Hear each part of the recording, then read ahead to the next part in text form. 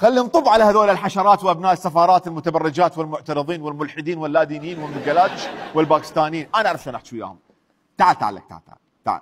خواتل تطلب الطلاق، اخ توصي دليفري، ابن اللي تصيح نازل بالكيه، اخ اللي تودي جهالها للروضه، ولد اللي يمشي قدام بنت المحكمه حتى يطلقها، ابن ام اللي تلقى الطماطه. ايش بيه القانون ها؟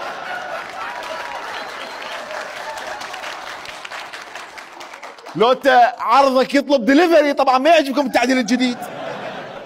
انت شنو تريد تعترض على القانون؟ اخ تتفرج على التلفزيون، ولد اللي تشر الهدوم، ابن اللي يشتري نساتل البته، ولد اللي تقرض اظافرها، خواتل متعينه.